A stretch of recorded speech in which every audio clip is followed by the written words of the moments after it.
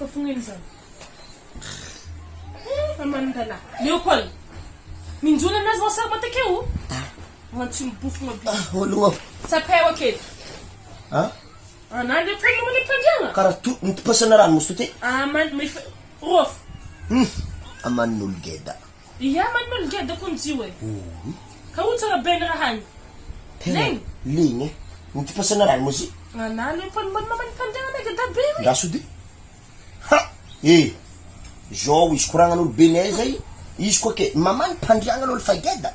Misy raha tan'olo hody kan zany anao misy lalahy miaraka aminaka na ndeha mimpomasy tolakolo mifamaniagna io tsisy dirany hody Leopold many aketo de anana many ahoro entana anana ndeha tamoasy na lalahy nana ndeha moasy nagna fanafody zany na tonga zany many pandriagna tsy possible aminahy nagnety vatrandrano anao afa izy volaiky zay zany tsy possible mbola ko Leopold malora masaky malora zaha na mitapitra pandriagna miary varonto mihitsy zany voronto za tolakolo Aman zany nero mangidigana tarivariva ndamodina lalahy nana nagnano fanafody zana tonga zany namany pandriagna baka idirany hody miskesy na Leopold anaza ira tsara fatako ela niaignako ya nde ho lambana ha i tsara fatako tena manandika mangida tsy nagnania danatagny ya na mafimafy fiarahagna aza misaraka kaiky le raha na io agny mampirafy magnano hody ologno lalahy nataloha tagny vavinao dinany matsara tsodrano na amizio vlanike tanaza tsy possible zany manena naturel